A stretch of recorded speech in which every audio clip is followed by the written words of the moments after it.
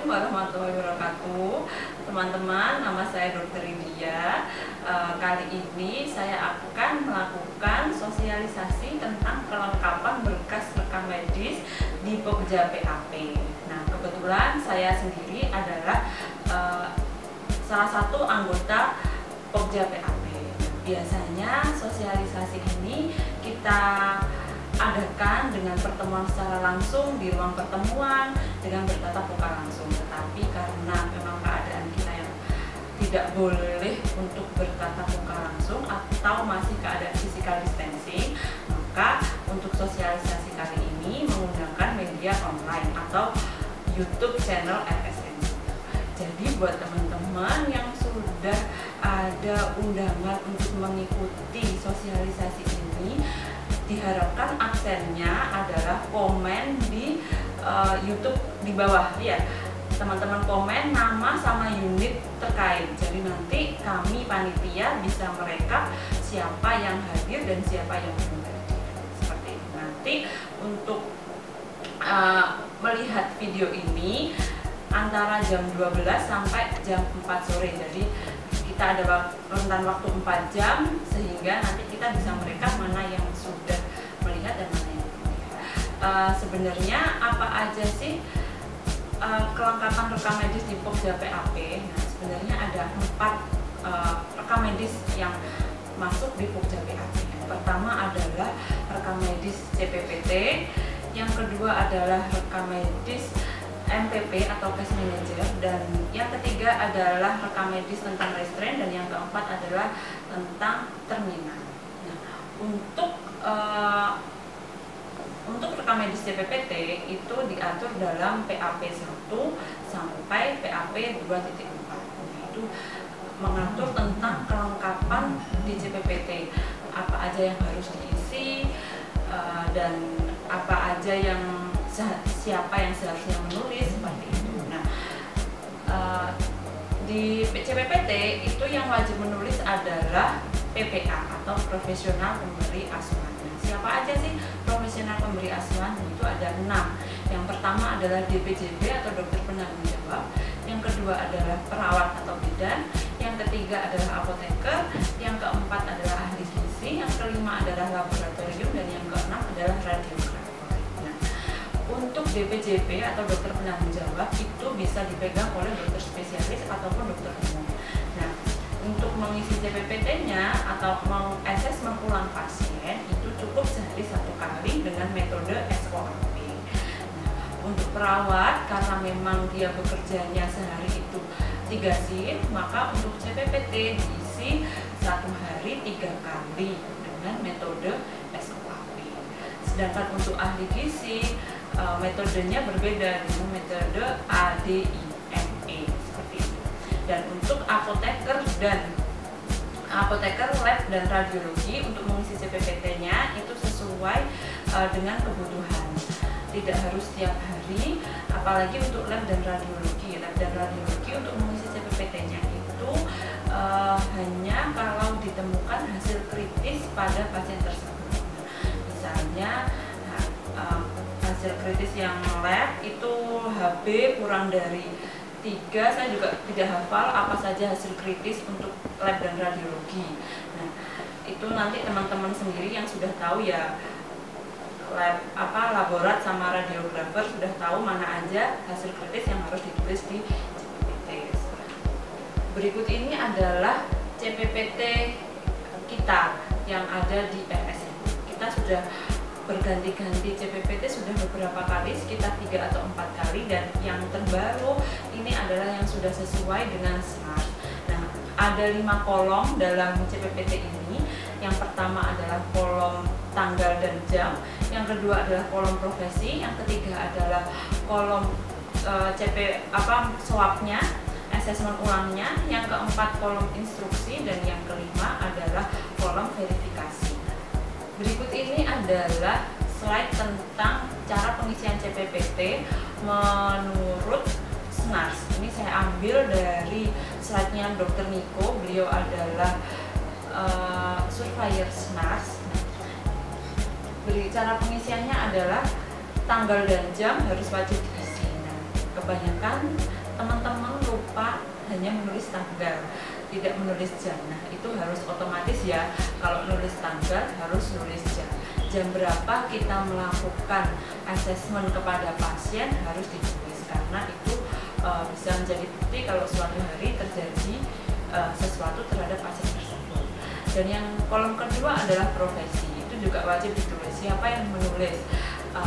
Apakah perawat, apakah bidan, apakah dokter, ataupun PPA yang lain.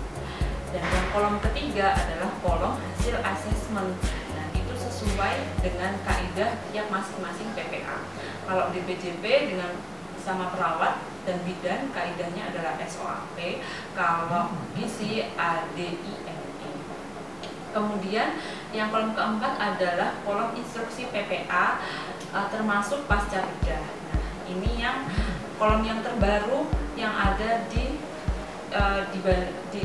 JPPT ini. Nah, kapan kita mengisi kolom di instruksi PPA? Nah, yang pertama misalnya ada instruksi DPJP terhadap USG. Nah, itu dokter atau perawat itu harus nulis di situ di kolom instruksi itu. Jadi kalau ada instruksi melakukan tindakan seperti USG, melakukan laborat atau melakukan fototoraks atau melakukan monitoring nyeri tiap 3 jam itu ditulis di situ. Atau misalnya ada pasien yang GDA gula darahnya 500, sedangkan kita harus advisnya dari BPJP adalah reading per 2 jam dan dimonitoring GDA sampai di bawah 200. Nah, itu kita harus tulis di instruksi bahwa target untuk GDA adalah di bawah 200 dan dicek tiap jam. Itu harus ditulis jelas di instruksi. Kemudian kolom terakhir adalah verifikasi DPJP. Artinya DPJP tiap lembar itu harus tanda tangan di pojok kanan bawah disertai tanggal dan jam. Untuk apa gunanya? Gunanya adalah untuk mengetahui, karena DPJP ini adalah ketua dari semua PPA, DPJP wajib mengetahui semua hasil asesmen PPA. Maka diharapkan DPJP wajib untuk membaca seluruh PPA. Kalau sudah sesuai dengan advis beliau tanda tangan di pojok kanan bawah disertai jam dan tanggal. Berikut adalah contoh tentang verifikasi DPJP. Dulu mungkin kita pakai cetokan, sekarang sudah kita cetak secara permanen di JPPT sehingga tidak lupa-lupa lagi untuk melakukan tanda tangan.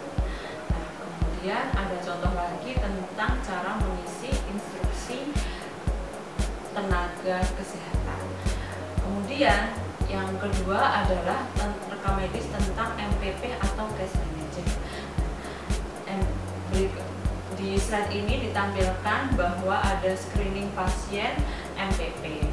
Sebenarnya siapa yang harus men-screening, yaitu pasien-pasien perawat atau bidan yang menerima pasien pertama. Jadi misalnya pasien itu masuknya lewat IGD, berarti perawat IGD yang mengisi screening MPP atau case manager ini. Tetapi bila pasien masuk melalui poli, berarti perawat poli yang mengisi screening ini. Nah, nanti ada checklistnya, sesuai checklist. Kalau nilainya lebih dari 3, teman-teman bukan diharapkan ya, teman-teman wajib menghubungi saya karena saya di sini sebagai MPP juga. Nanti setelah kelanjutannya saya yang akan mengassesmen pasien tersebut. Terus PAP 3 adalah menerangkan tentang pasien resiko tinggi.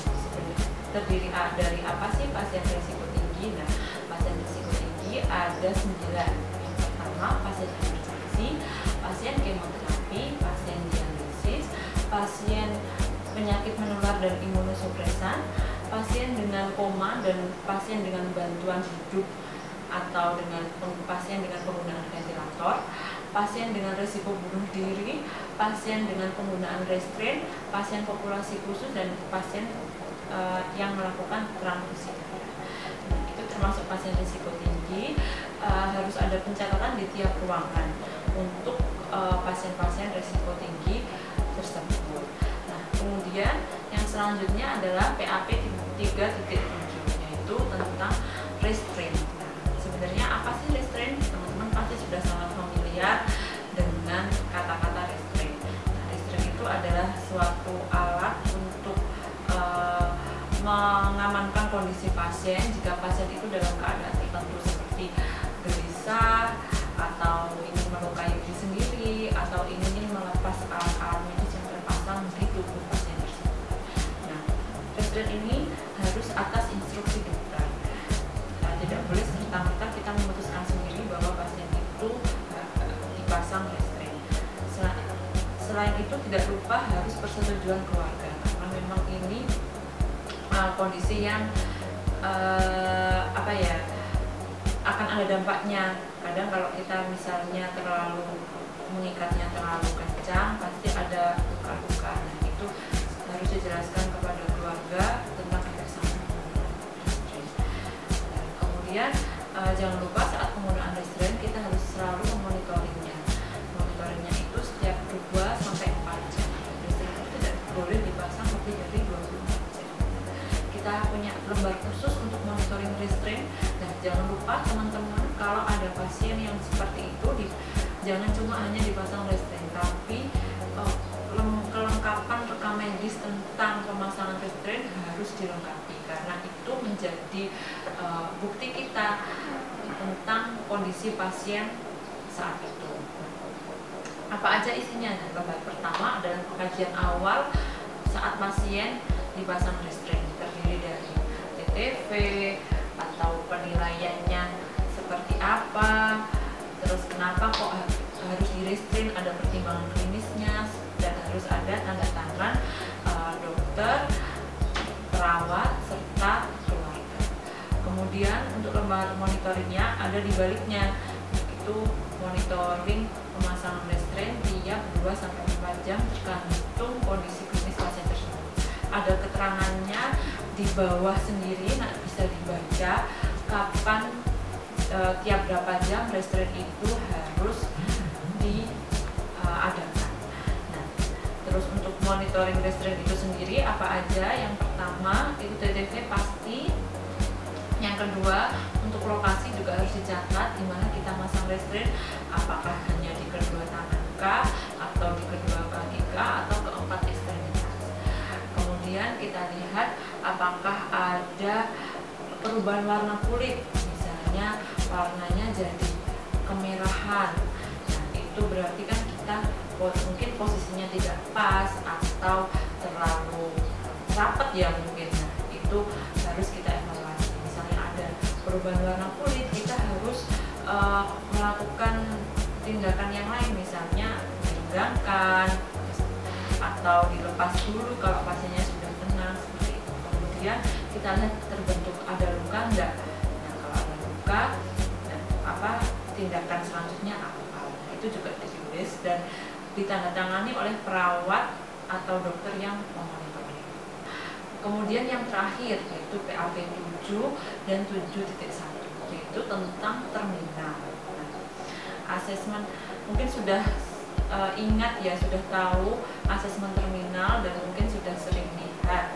Nah, asesmen terminal kita sama kayak yang dulu, cuma tambahannya itu ada poin nyeri. Meskipun pasien dalam keadaan terminal, kita harus tahu tentang nyeri, kondisi nyeri pada pasien tersebut. Nah, untuk asesmen awal pasien terminal itu ditulis di lembar pertama asesmen terminal.